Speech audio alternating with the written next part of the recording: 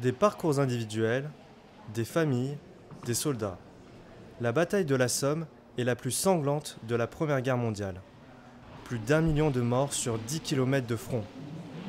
L'historial de la ville de Péronne propose d'aborder depuis 1992 l'histoire à travers une vision humaine.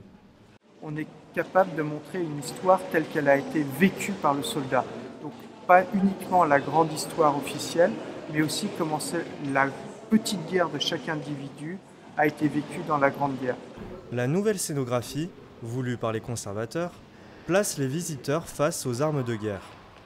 Chacun peut ressentir l'angoisse d'être exposé aux tirs des balles ennemies. Au cours de la visite, une famille néerlandaise perçoit l'atrocité de la guerre.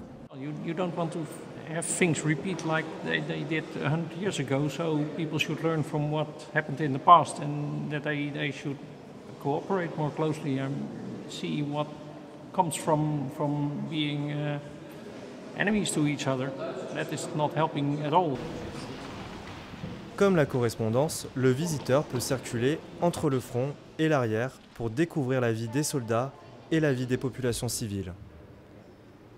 Chacun peut observer les différences et ressemblances des populations britanniques, françaises puis allemandes. La Somme a concentré plus de 30 nations combattantes ici et c'était un vrai défi que d'arriver à les présenter de manière objective et de manière systématiquement comparée. Cette riche documentation est permise grâce à la collaboration de nombreux chercheurs internationaux. L'histoire comparée est une véritable révolution dans les musées.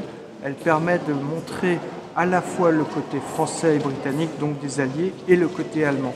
Pour cela, on a exposé systématiquement pour le même thème les trois nations sur des étagères qui permettent de voir vraiment les ressemblances et les différences. La visite aide à comprendre comment les sociétés ont été emportées dans une guerre totale. Elle rappelle à chacun que la bataille de la Somme a fait plus de morts que la bataille de Verdun, plus présente dans l'imaginaire collectif.